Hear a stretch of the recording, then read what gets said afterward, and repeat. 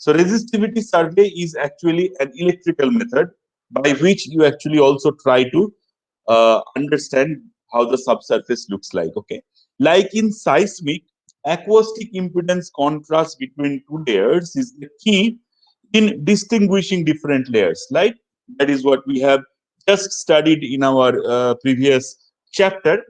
But here it's not the acoustic impedance. Here it is the electrical properties. And electrical properties being the resistivity of that particular layer. So if there are two layers or three layers or four layers which are vertically stacked and they have different electrical resistivity, we should be able to distinguish them by the resistivity survey. Okay. So that is what we are going to learn. How is it done? So the fundamentals, let me go through the slides.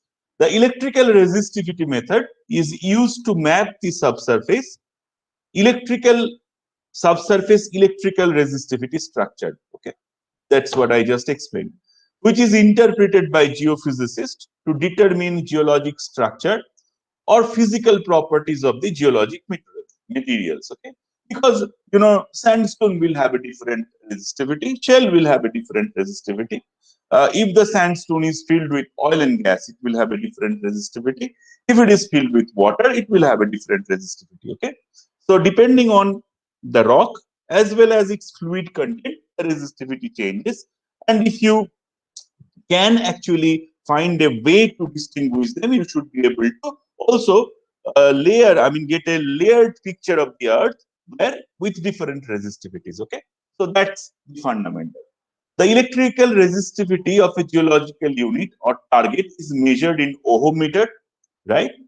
And is a function of porosity, permeability, water saturation, and the connection and the concentration of dissolved solid in pore fluid within the subsurface. Okay. So porosity and permeability, what does it do? Porosity is the void space inside a material, right? We talked about porosity in the petrophysics class. I hope you have studied about it. So porosity means if I have higher porosity, the chances of fluid inside that rock is more. I mean, you have more fluid in the rock if it is a porous rock. Okay. Now, what sort of fluid is inside? Okay, if whether it is water, whether it is oil or gas, that also determine its resistivity. Okay. Now, say for example, if I have water, if I have fresh water, yeah, it is it's somewhat conductive. Okay, if the dissolved salt starts to increase in them, it starts to ionize the fluid, and your conductivity increases. Right. So dissolved salt essentially increases conductivity. And then, of course, if it is not water, if it is oil or gas, the resistivity increases because oil and gas, they are poor conductor of electricity, right? So the resistivity increases. So it will not only depend on the lithology of that particular rock unit, it will also depend on the fluid, whatever is resting inside the porous space. Okay. The electrical resistivity methods measure the bulk resistivity of the subsurface, as do the electromagnetic methods. We will study electromagnetic methods in tomorrow's class. Okay. The difference between these two methods is in the way that electrical currents are forced to flow in the earth. Okay. We will see the resistivity method we will see the resistivity method today and the electromagnetic method or the magnetotelluric method tomorrow. You will see in the resistivity method, you actually uh, create your own current. I mean, you generate some potential difference, and because of that potential difference, there is a cathode placed, there is an anode placed within the ground, and because of the potential difference, there is a forced electricity that flows through the ground. Whereas in the magnetotelluric method or in the electromagnetic method, we depend on the natural electromagnetic waves. Okay, and we will see what electromagnetic stuff does tomorrow. Okay? In the electrical resistivity method, current is injected into the ground through surface electrodes. Okay? Whereas in the electromagnetic methods, currents are induced by the application of time varying magnetic field. Don't be too bothered about what exactly time varying magnetic field, what electromagnetic methods does, because we will read it tomorrow. But if we just concentrate on the first line, in the electrical resistivity method, current is injected into the ground through surface electrodes. So we will have some cathodes and anodes within the surface, and then we will pass some current through the ground. Okay. So what are the advantages?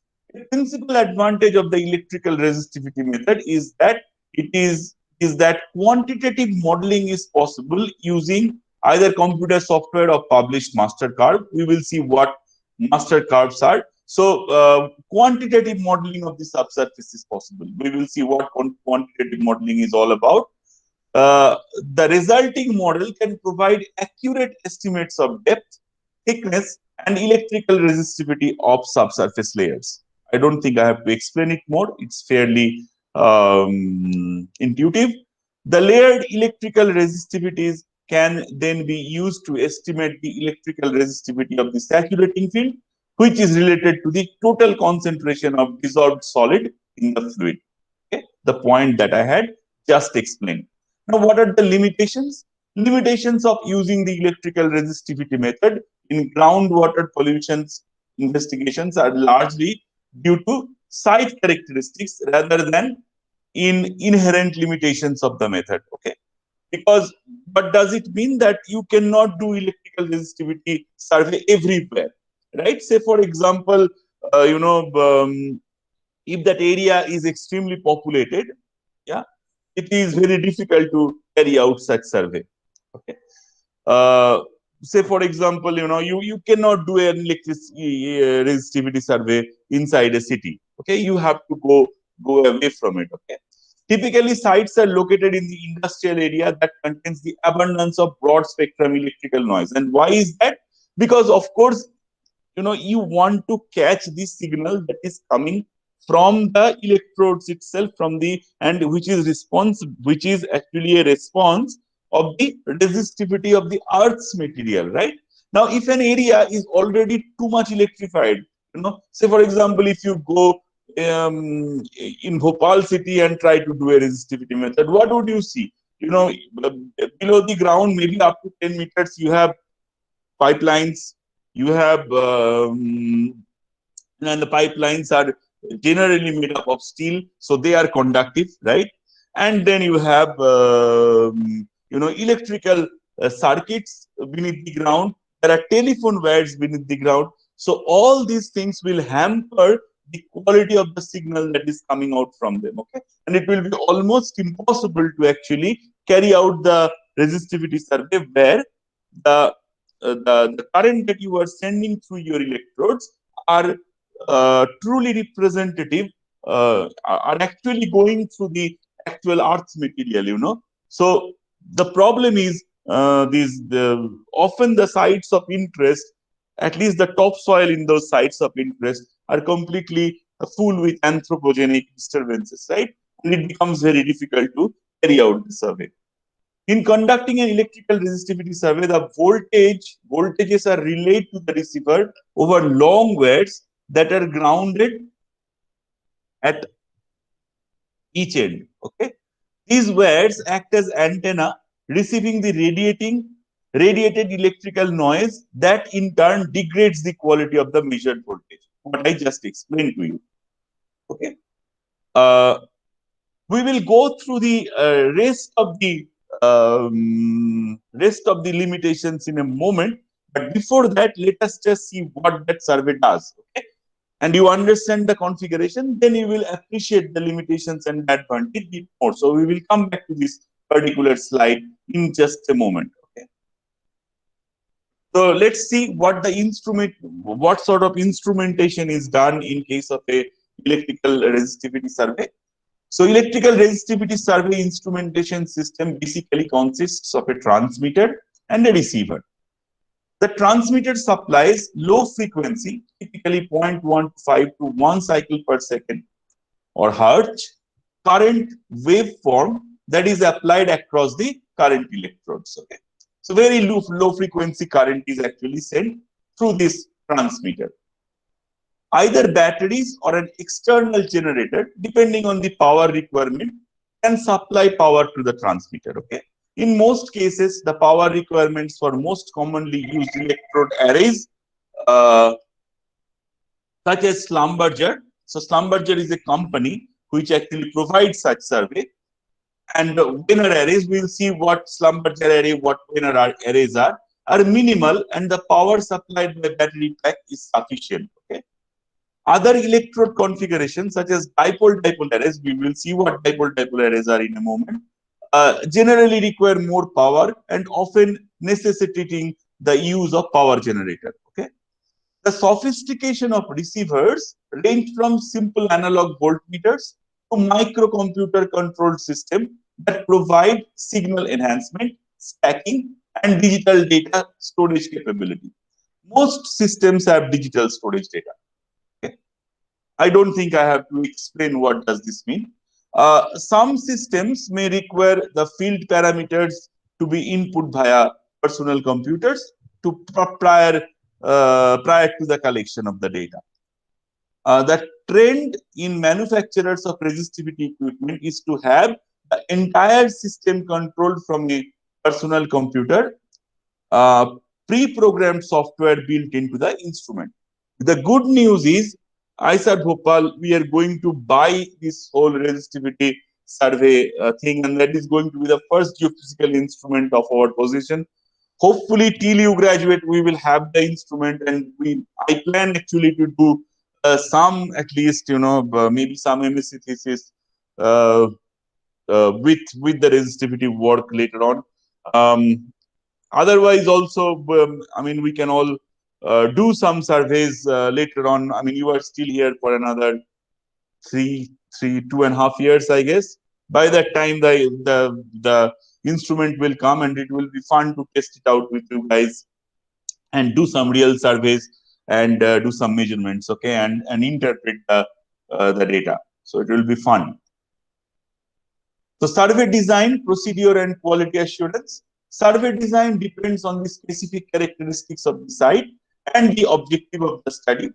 The three most common methods of electrical resistivity surveying are profiling, sounding, and profiling sounding. We will see what are they, each having their own specific purposes. If the purpose of the survey is to map depth and thickness of stratigraphic units, then electrical resistivity data can be collected in the sounding mode. Lateral electrical resistivity contrasts, such as lithological contacts, can be best mapped in the profiling mode. And in case of electrical resistivity is expected to vary both vertically and horizontally, such as in contaminant plume mapping, the preferred method is profile sounding. So in sounding, you are actually having a more vertical resolution. In profiling, you are having more lateral resolution. And in profiling sounding, you have both. The sounding mode, the two most common arrays for electrical resistivity surveying is the sounding mode, are Schlumberger arrays and Wiener arrays. We will see what Schlumberger array and Wiener arrays are. Increasing separation of the outer current electrodes, thereby driving the current deeper to the subsurface, increases the depth of exploration. This is a very important point. Okay. So Schlumberger and Wiener arrays, we will see what are they. Now, if you increase the distance between the transmitter and the receiver, between these two electrodes, transmitter electrode and the receiver electrode, you will actually have a more depth of penetration of your electrical survey. If they're very closely spaced, the vertical penetration will be less. We will see that how it goes. The two most common profiling mode, the two most common electrical resistivity surveying in profiling mode are Wiener mode and dipole-dipole arrays. So we see Wiener in both in sounding as well as in profiling, and dipole-dipole arrays. The electrode geometry for Wiener array is same as the sounding mode. The difference is that in profiling mode, the entire array is moved laterally along the profile while maintaining the potential and current electrode separation distance. So now let us see. Now consider how this whole thing actually works. There are generally 4 electrode this is the general 4 electrode method. So there are actually 4 electrodes in this whole thing, okay, in any of these surveys. Okay. Consider an arrangement consisting of a pair of electrodes and a pair of pair of current electrodes and pair of potential electrodes. The current electrodes A and B are the source and the sink respectively, and the detection electrode C, the potential due to source A is rho by I 2A by RC. Okay, I'll explain this one. Let's just, so the combined UC is this. Okay, now let us see this one. Okay, so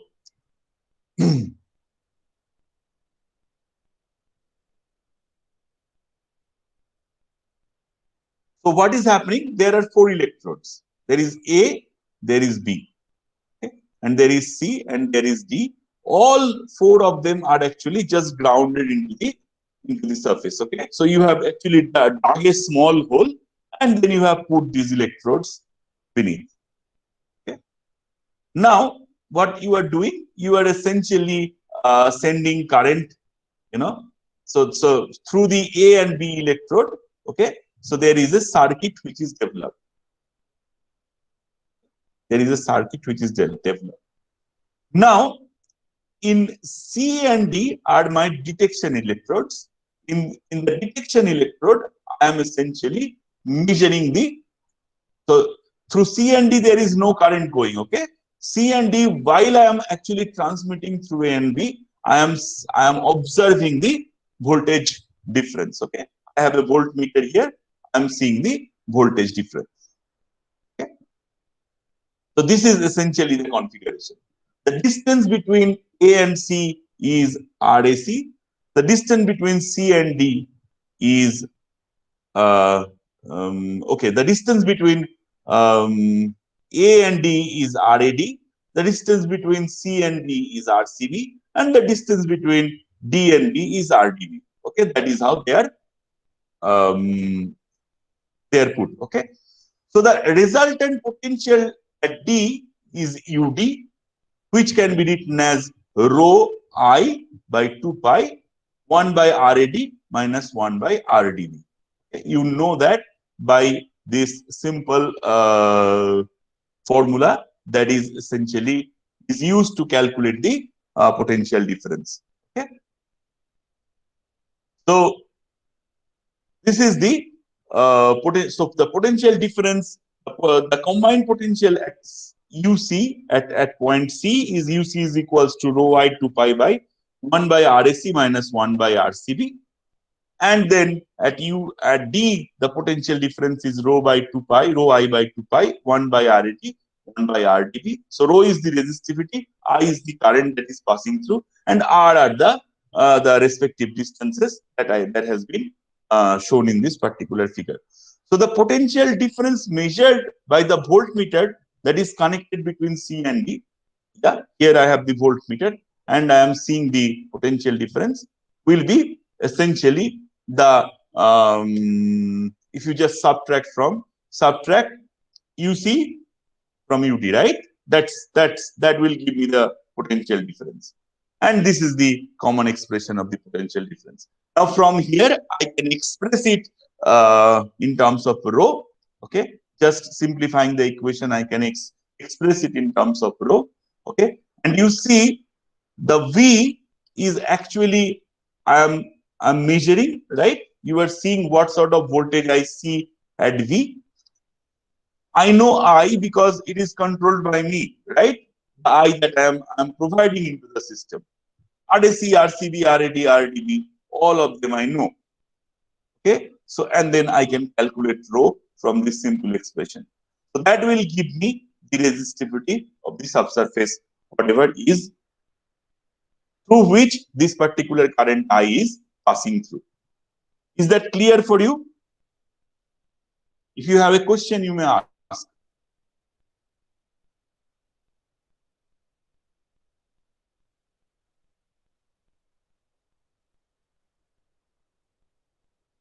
Anyone, any question? Was it clear?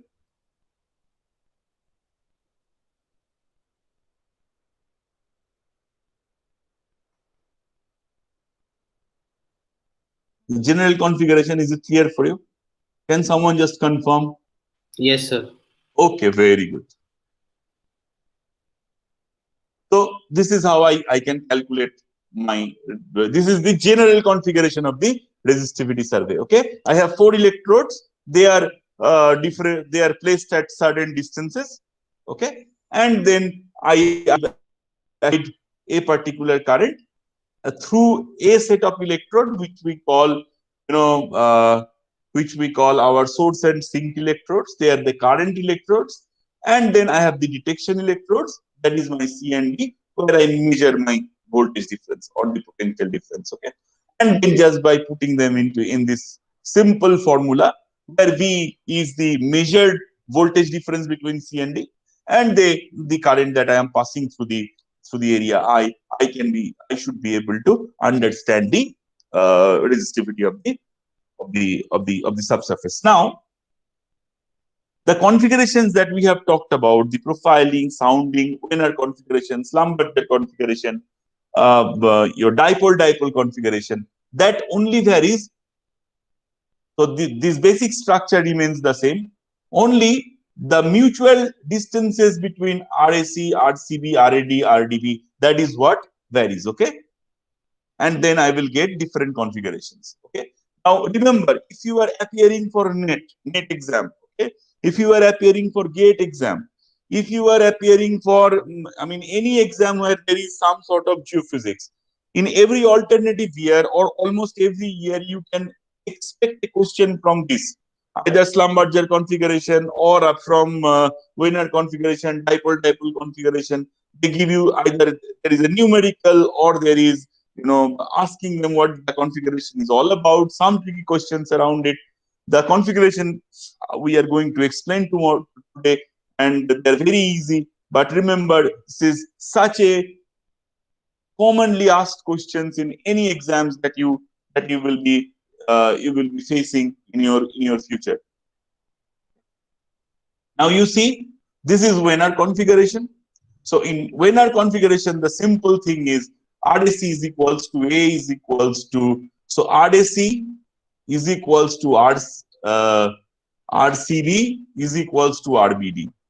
So RAC is equals to A, RAD is equals to 2A, RCB is equals to 2A, RDB is equals to A. So that means all the electrodes are spaced equally. Okay, they have the same distance. Okay. Now, if we do that, in here, if we do that, that particular express RAC, RCB, RAD, RDB in terms of A, because they are all same. I will simplify my equation. Rho A is equals to 2 pi by V by A multiplied by A. Okay. The Wiener configuration becomes very simple. Okay. Now, what is about Schlumberger configuration? In Schlumberger configuration, that is not exactly the case. Now, there is a distance A, and between A and B, there is a distance L. Between C and D, there is a distance A. But the interesting thing is the midpoint. So A by 2. So the midpoint between A and D and the midpoint between C and B. Okay. A, B, C, D, okay, right? So the midpoint between A, B, C, D. That's why they're pumped up. The moment. A, B, right? So A, B, C, D. So this is A, this is B, this is C, this is D, okay? So the midpoint between A and B and the midpoint between C and D are exactly the same, okay? You understood my point, right? That is what happens in Schlumberger configuration. So now RAC is equals to L minus A by 2, RAD is equals to RCB, RCB is equal to LA plus by 2, RDB is equals to RAC. Okay, and then if we just simplify this equation, I will find out the value. Okay. And in case of dipole, this is when the picture is put, it is more understandable. So the distance between A and B, you can see, is A, but then the detection electrodes are not exactly placed there. Okay, it is placed at a distance L between the midpoints. Okay, at a distance L between the midpoints. Also, the distance between C and D is A, and then now RAC becomes L, RAD becomes L plus A, RCB becomes L minus A, and RDB becomes L. And then if we simplify the general equation, we find this expression. Okay? So they often ask you to derive the expression for Wiener, Schlumberger, and dipole-dipole configuration. Okay, and then if you remember this particular picture, you don't have to remember this expression. You have, you have to remember nothing. These are very standard formulas. You have studied them in school. So if you just remember this formula, at least keep yourself familiar with this formula, you should be able to derive them in no time, right? Is this clear? What is Wiener configuration? What is Schlumberger configuration? What is double dipole configuration? Double dipole is often called dipole-dipole as well. Okay, is this clear, everyone? Confirm me, please, someone.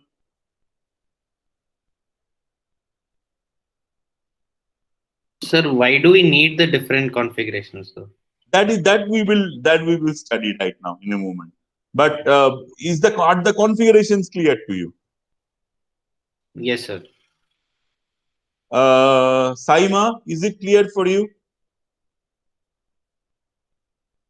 Can you please confirm all these configurations that we had talked about? Okay, very good. Let me ask a few more. I just want to be sure that everyone is clear. Vishal, is it clear for you?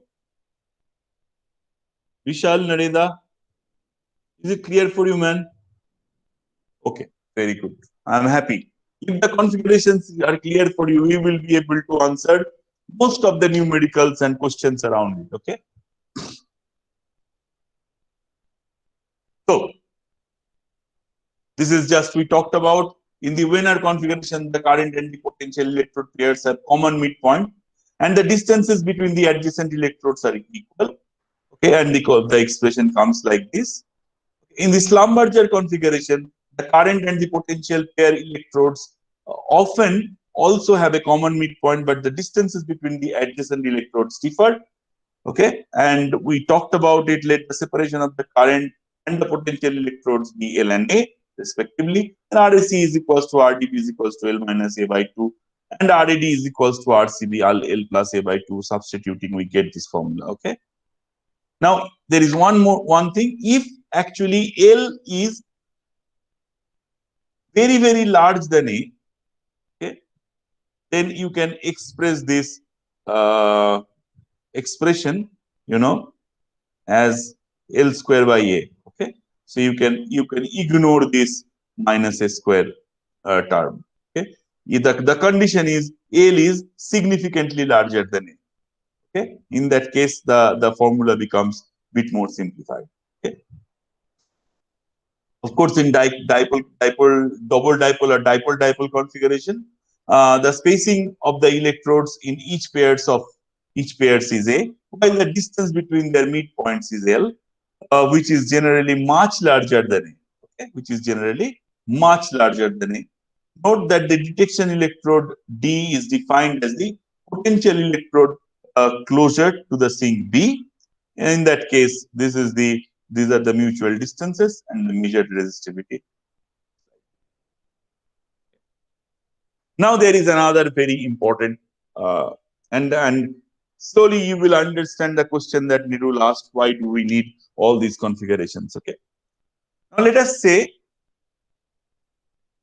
we will try to define something called apparent resistivity.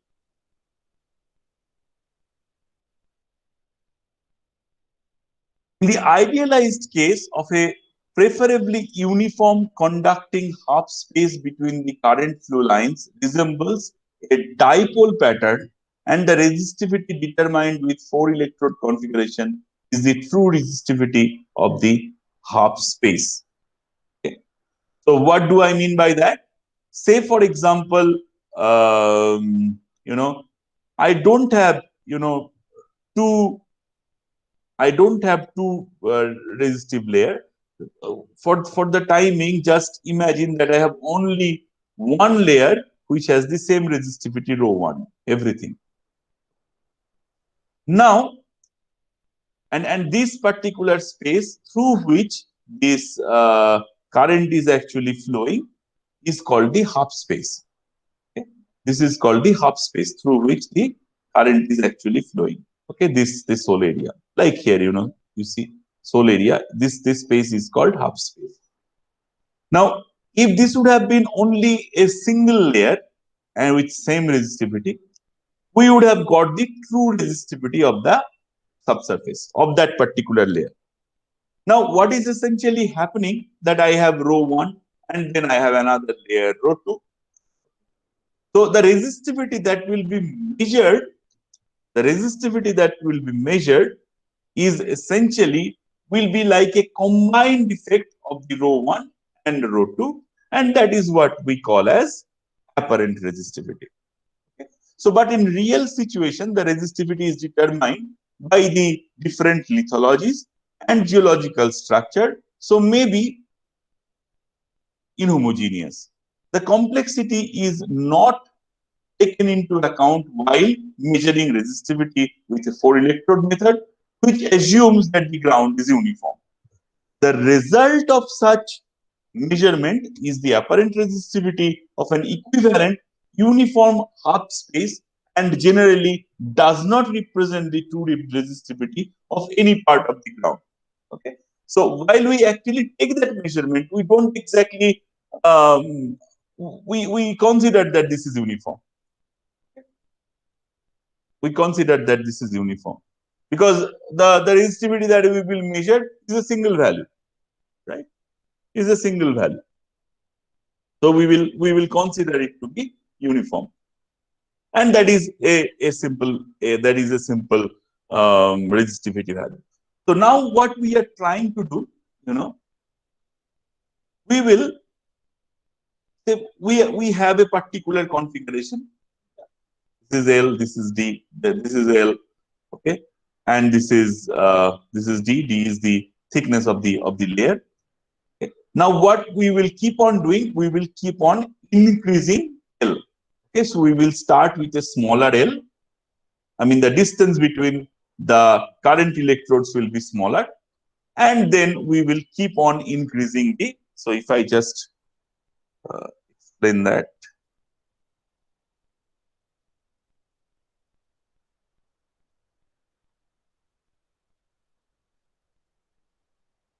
A moment.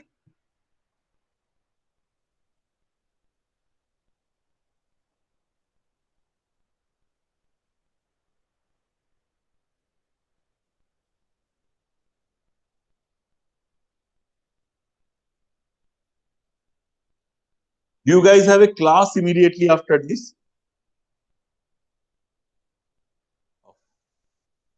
That's annoying. Do you guys have a class immediately after this?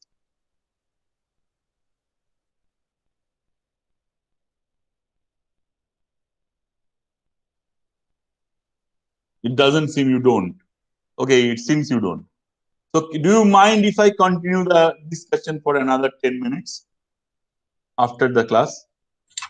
Sir, some people have class. Some people have class? Okay. Yes, sir.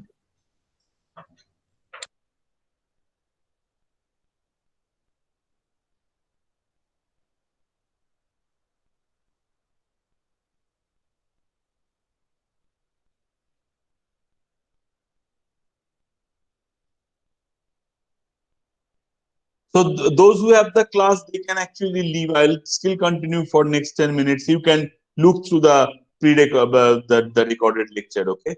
And if you have a question, you can ask me tomorrow, okay? I don't want to just miss the flow of the lecture, okay? I will, because this is a single topic. Just allow me to continue for another 10 minutes. The rest who has to leave, please leave. You can catch up in the pre-recorded lecture. Hope you don't mind. Okay. So what you are doing here essentially, that so in the first instance, suppose this is instance one, okay? This is my detecting electrode, and then these are my current electrodes, okay? So this is L1. In the next configuration, I keep my detecting electrode where they have been. I just increase the L. And the third instance, my detecting electrode where they were, I just keep on increasing the distance between the current electrode, okay? Maybe like that I take, around 10 measurements. Okay? So, and then what I am trying to do, I am plotting my L by D, okay? I'm plotting my L by D. So, how would I get my D? Well, I don't exactly know what my D is. I don't exactly know what my D is, but we can as a proxy, maybe we can take a particular value, because the D is not going to change. D is not going to change. And what I'm going to do, that essentially means that I'm just increasing L, okay? And then I am plotting my resistivity value. So when they are very close, you see, when the distance is very close, so suppose, so here is a picture when they're very close, right? So when they're very close, what is happening? I'm only detecting the resistivity, the rho one. Okay. I mean, I'm majorly detecting the resistivity rho one. As I am keeping on increasing L, what I'm doing, I'm increasing my depth as well. Okay, I'm increasing my depth as well. So what I am observing, that as I am increasing my depth, the effect of rho 2 is keep on increasing. Okay, the effect of rho 2 is keep on increasing, and then I am getting different types of. So this is, I am increasing my L actually, okay? And then I am measuring my resistivity, and then I am getting, depending on how rho 1 and rho 2 are related, I'm getting different types of curves out of them. And these are what we call as type curves. So the idea is you keep on increasing the distance between the current electrodes. Okay, you keep on increasing the L, and then you measure your resistivity data, and then you plot them against your value of length. Okay, and then see how the pattern is, whether the pattern is increasing, whether the pattern is decreasing, like that. Okay, and then you try to understand how it is. So if the pattern is decreasing, what does that mean?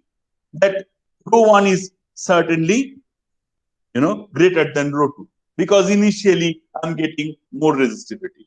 Okay, and then, the resistivity is decreasing simply because I'm getting more interfered by rho 1. And then, I till when I will continue? I will continue till, it becomes flat. It becomes flat. Now suppose I have, 3 layers. Okay? Rho 1, rho 2, rho 3.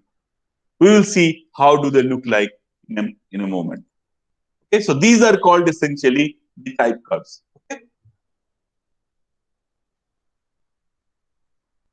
so we just talked about this thing. I don't have to explain. Okay, now vertical electrical sounding. Vertical electrical sounding is all about understanding these rho 1, rho 2, rho 3s. Okay, how the vertical resistivity is actually changing. Okay. So there are 4 types of sounding curve depending on the resistivity distribution with depth. So these are also called type curves or sounding curves. Okay. Here we are trying to mainly focus on the vertical resolution of the resistivity. So if rho 1, rho 2, and rho 3 resistivities of the subsurface layers, with rho 1 at the top, followed by rho 2 and rho 3. So the first configuration is rho 3 is maximum, rho 2 is intermediate, rho 1 is minimum. That means there is an, with depth, the resistivity increases. The type of sounding curve that we generate is called A-type curve. Okay. And then this is wrongly written. I'll show you what it is. Let me just go here and you will see them. Okay. So there are 4 types of curves: K-type curve, H-type curve, A-type curve, and Q-type curve. And I'll tell you once more again, this is also a very, very important slide and very, very important piece of information with respect to your exams. Okay. So the first one is rho 2 is maximum. So the intermediate layer is actually maximum resistivity. Rho 1 here and rho 3 here. Okay. So how would the type curve look like? The type curve will essentially look something like this.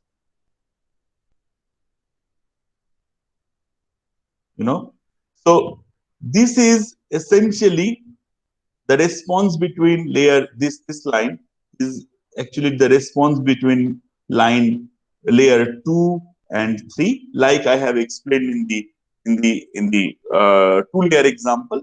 And this is the response. This is the response between layer 1 and 2, as I have explained in the 2-layer response curve. And then these two actually would somehow interact with each other, and the resultant type curve will look something like this. And this is what we call as K-type curve, the convex upward curve, K-type curve, where rho 2 is, this signifies that the rho 2 has maximum,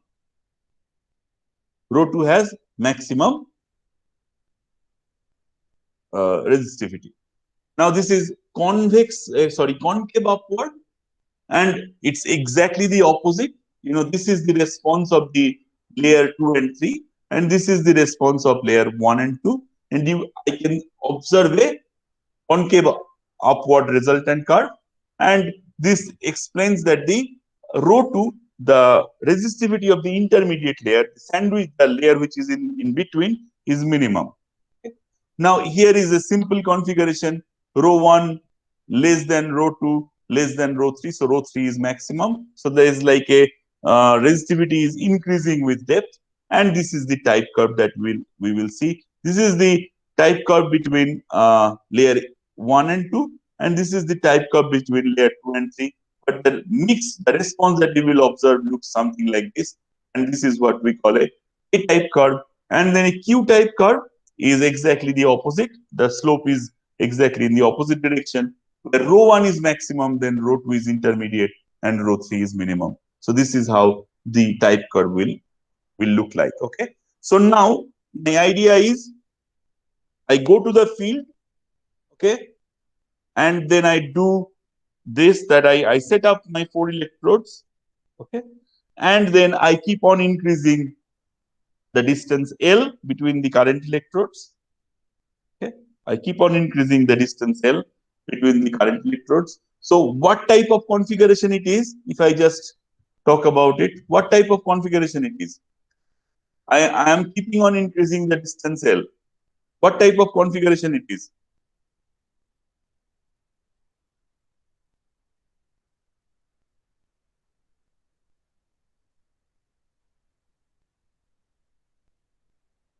Can I keep on increasing the distance L in the Wiener configuration?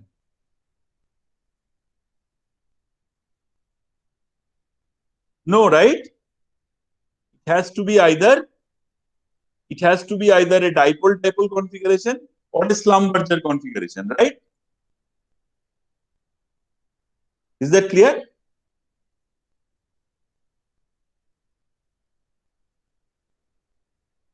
Right?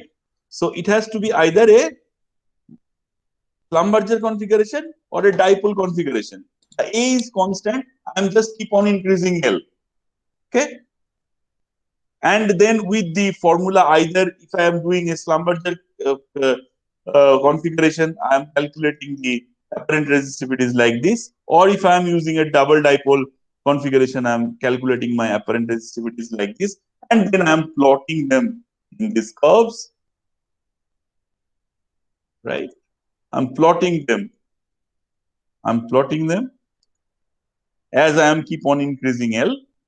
Okay, effective electrode spacing, I am keeping on increasing. Okay, and then I'm watching what sort of curve it actually produces. Now, looking at these curves, I'm saying that this is the type of curve, this is the type of configuration you have. Is that clear?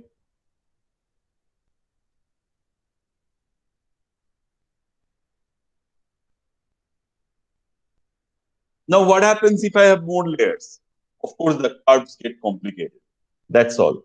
So, people with more advancement in computing, even you can maybe resolve up to 10 layers or so. Okay. But that's, you don't have to get into such complications for the timing. For your level, it's enough to understand the 3-layer configurations, okay, and their corresponding type curves. Clear, everyone?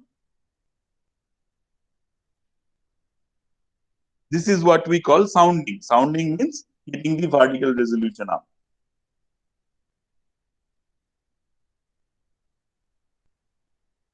Is there a question, guys? Anything you did not understand? I hope you have. Okay. Now, let's look at the Wiener configuration for a moment. So what in Wiener configuration we can do? We have to keep the distances A always the same, right? We can do profiling with Wiener. Well, then we have to actually, displace all 4 electrodes, to keep the A constant. But that is not what is done generally with Wiener. It can be done, but it's not generally done. What you can do with Wiener is essentially you take this whole configuration. So you first, take it. See.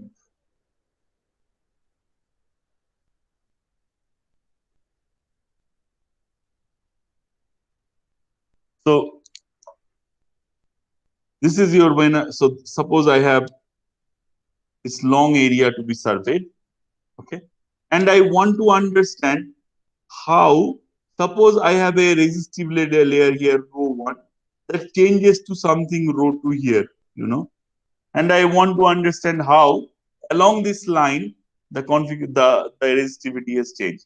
Okay, so what I will do, this is my first configuration of Wiener, and the second time I don't exactly change anything, I just shift this one here. Okay, with the same configuration I shift it here. The same configuration I shift it here.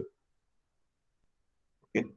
By that, what I will be able to do, I will be able to actually resolve the distance in. I'll be able to resolve the contrast in resistivity along that line, and this is what we call as profiling. Okay. So profiling is actually for the lateral resolution, and sounding is actually for your vertical resolution.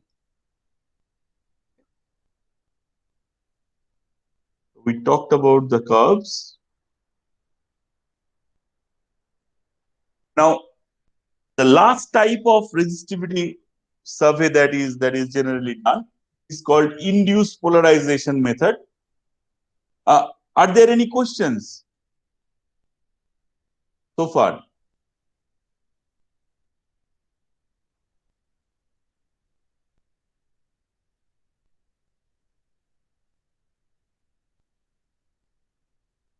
Okay, very good. It's actually simple. So what happens in induced polarization method? So, Kavin, did you get your answer? Why do we need all these configurations? Yes, sir. Okay, very good. So, principles, So when using a standard 4-electrode resistivity spread in a DC mode, direct current mode, if the current is abruptly switched off, okay, listen to this. If the current is abruptly switched off, the voltage difference between potential electrodes doesn't drop to zero immediately. Okay, so here is what I'm doing in any of this configuration. In any of this configuration, what I'm doing, I'm just switching off this electricity. Okay, I'm switching it off. So ideally, if it would have been a perfect conductor, this Earth surface. What we have seen that the voltage also becomes zero immediately, right? Now that doesn't happen. Instead, what we observe that the voltage decreases in a very particular fashion to become zero. Okay, and that is something you can study also to understand the resistivity characteristics of the subsurface. And this particular study, when you use a DC current, direct current, you immediately switch off your electricity and see how the voltage is essentially changing to zero. When you study that, that is what we call your induced polarization method. So after a large initial decrease of the voltage suffers a gradual decay and can take many seconds to reach a zero value. A similar phenomenon is observed as the current is switched on. It happens also when the current is switched on. After an initial sudden voltage increase, the voltage increases gradually over a discrete time interval to a steady state value. Okay, it reaches a plateau. The ground thus acts as a capacitor. Why does it happen? Because the ground acts as a capacitor and stores electrical charges, that is, becomes electrically polarized. If instead of using a DC source for the instrument of resistivity, a very low frequency AC source is used, it is found that the measured resistivity of the subsurface decreases as frequently as frequency increased. Okay? This is because the capacitance of the ground inhibits the passage of direct currents but transmits alternating currents with increasing efficiency as the frequency rises. Okay? So this is what we wanted to show you. So what you are doing here, this is potential difference. Okay, and you see that this is the potential difference delta VC that you have been seeing. Okay, and then you are switching it off, but it's not essentially becoming zero immediately. There is a sharp drop, but then it slowly decreases to zero. Okay, so the phenomena is called induced polarization. At time t0, the current is switched off and the measured potential difference after an initial large drop. This is the initial large drop from the drop from the steady state value delta VC decreases gradually to zero. A similar sequence occurs when the current is switched on at time t3 again. Okay. So there is an initial increase. Okay, there is an initial increase, and then of course there is a there is a time that it takes to reach delta VC again. Okay. And this happens because the earth acts as a capacitor. Okay. So the measurement of the decaying voltage over certain time interval as a time domain IP survey. So this is called induced polarization. Okay. So the decaying voltage over a certain time interval is known as a time domain IP surveying. Measurement of apparent resistivity at two or more AC frequencies is known as frequency domain IP surveying.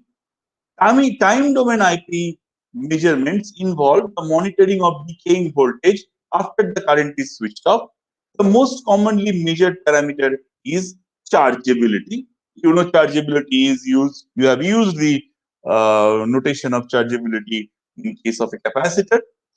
The IP equipment is similar to the resistivity apparatus, but uses a current about 10 times that of a resistivity spread. It is also rather more bulky and elaborate. Theoretically, any standard electrode spread may be employed, but in practice, a double dipole, a pole dipole, and Schlumberger configurations are most effective. Okay. Electrode spacing may vary between 3 to 300 meter, with large spacing used in reconnaissance service. The IP method is extremely useful in base metal sulfide exploration, as it has high success rate in locating low grade ore deposits and as disseminated sulfides. Okay. So one thing I did not discuss, why do I need to do this resistivity survey? Why do I need to do this resistivity survey? Okay. Now let us look at this one. Okay. Suppose row 1 and row 3 is kind of similar. Okay. It is general sandstone. And then row 2 is like a deposit which is of lower resistivity. Okay. Sorry, row 2 is a layer of higher resistivity. Some non-metal deposit. Okay. So non-metals have higher resistivity. Metals have lower resistivity. Right. So suppose there is a non-metal deposit which is sandwiched between normal sandstone layers, and I want to essentially picture that whether that is there or not. I'll do such profiling and see if it is there. Okay. Similarly, maybe I am interested. There is a layer which has less resistivity. Maybe row 2. This layer actually represents a conductive layer, right? Less resistivity means conductive layers. Conductive layers, maybe this layer 2 is actually a metal deposit. Okay. In that particular case, this sort of configuration will come. Okay. So why resistivity surveys are done? Resistivity surveys are done for groundwater exploration. I hope I can write. I don't know why this thing keep on happening. I have internet, and hence I am talking in the Google Meet, right? So it doesn't make sense. It looks like you are not connected to the internet. Strange. Okay, let me just put it on because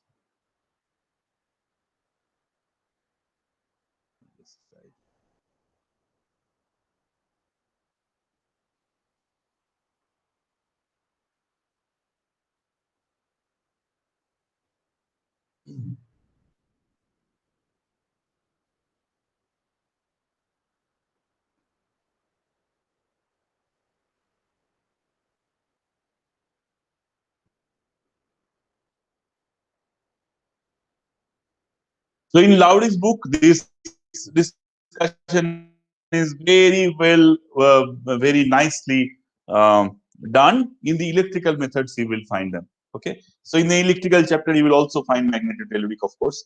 But yeah, you will find resistivity as well. Now, why this is used? It's used for number one, groundwater exploration. Okay. Whether there is an aquifer beneath or not, that is what you want to see. Okay. And nowadays, water is becoming one of the most scarce resources, natural resources. So the importance is keep on increasing on water exploration. So groundwater exploration, metal exploration.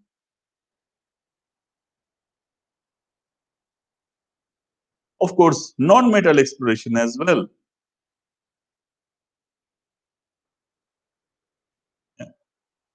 Anything that has resistivity contrast, right? and then of course base metal sulfides.